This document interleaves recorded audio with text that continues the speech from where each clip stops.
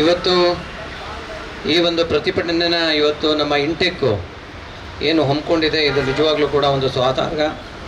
ಯಾಕೆ ಅಂತ ಅಂದರೆ ಇವತ್ತು ಕೇಂದ್ರ ಸರ್ಕಾರದಿಂದ ಪದೇ ಪದೇ ಆಗ್ತಾ ಇರುವಂಥ ಅನ್ಯಾಯಗಳ ವಿರುದ್ಧ ಈ ಒಂದು ಸಂಘಟನೆ ಸಕ್ರಿಯವಾಗಿ ಸಾಕಷ್ಟು ವರ್ಷಗಳಿಂದನೂ ಕೂಡ ಇದು ಕಾರ್ಯನಿರತವಾಗಿ ಇವತ್ತೊಂದು ದಿವಸ ಲೇಬರ್ಸ್ಗೆ, ಇವತ್ತು ಪ್ರೈವೇಟಲ್ಲಿರ್ಬೋದು ಅಥವಾ ಗೌರ್ಮೆಂಟಲ್ಲಿರ್ಬೋದು, ಎಂಪ್ಲಾಯೀಸ್ನ ಕಷ್ಟ ಸುಖ ಕೇಳುವಂಥ ಒಂದು ಪ್ರತೀತಿ ಏನಿದೆ ಅದನ್ನು ಮುಂಚಿಂದನೂ ಕೂಡ ಭಾಳ ತುಂಬ ಸ್ಟ್ರಾಂಗ್ ಆಗಿ ಮಾಡ್ಕೊಂಬಂದಂಥ ಒಂದು ಸಂಘಟನೆ ಇದು. ಇಂಥ ಒಂದು ಸಂಘಟನೆ ಅಧಿಕಾರನ ಕಿತ್ಕೊಳ್ಳುವಂಥ ಕೆಲಸನ ಕೇಂದ್ರ ಸರ್ಕಾರ ಇವತ್ತು ಮಾಡಲಿಕ್ಕೆ ಹೊರಟಿರೋದು ನಿಜವಾಗ್ಲೂ ಕೂಡ ಇದು ವಿಷಾದನೀಯ ಅಂತ ಹೇಳಿದ್ರೆ ತಪ್ಪಾಗಲ್ಲ.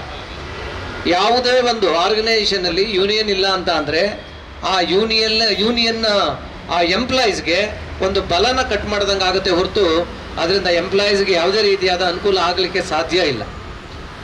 ಇಡೀ ಪ್ರಪಂಚದಲ್ಲಿ ಇವತ್ತು ಏನಾದರೂ ಪ್ರತಿಯೊಂದು ನ್ಯಾಯ ಸಿಗಬೇಕು ಅಂತ ಅಂದರೆ ಒಂದು ಇಂಡಸ್ಟ್ರೀಸ್ನೇ ಅಂತಲ್ಲ, ಪ್ರತಿಯೊಂದರಲ್ಲೂ ಕೂಡ ಒಂದು ಯೂನಿಯನ್ ಅಂತ ಇರಲೇಬೇಕು. ಆ ಯೂನಿಯನ್ಗೆ ಮಾನ್ಯತೆ ಸಿಗಬೇಕು.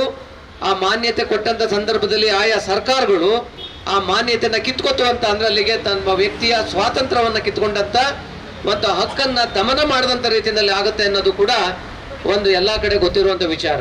ಈ ನಿಟ್ಟಿನಲ್ಲಿ ಇವತ್ತು ಇವತ್ತು ಇಂಟೆಕ್ ಹೋರಾಟ ಮಾಡ್ತಾ ಇದ್ದೀರಿ, ನಿಜವಾಗ್ಲೂ ಕೂಡ ಇದನ್ನು ಭಾಳ ಸೀರಿಯಸ್ ಆಗಿ ನೀವು ಇದನ್ನು ಮಾಡಬೇಕು ರಾಜ್ಯದಾದ್ಯಂತ. ಏಕೆ ಅಂತ ಅಂದರೆ ಇವತ್ತು ಎಲ್ಲ ಎಂಪ್ಲಾಯೀಸ್ ಏನಿದ್ದಾರೆ ಇವತ್ತೇನಾದ್ರೂ ಅವರ ಒಂದು ಸಂಕಷ್ಟ ಸಮಯದಲ್ಲಿ ನೀವು ನಿಂತ್ಕೊಂಡು ಅವರಿಗೆ ನ್ಯಾಯ ಕೊಡುವಂಥ ರೀತಿಯಲ್ಲಿ ಕೆಲಸ ಮಾಡಲಿಕ್ಕೆ ಸಾಧ್ಯ ಇರುವಂಥದ್ದು ಇಂಥ ಸಂಘಟನೆಗಳಿಂದ.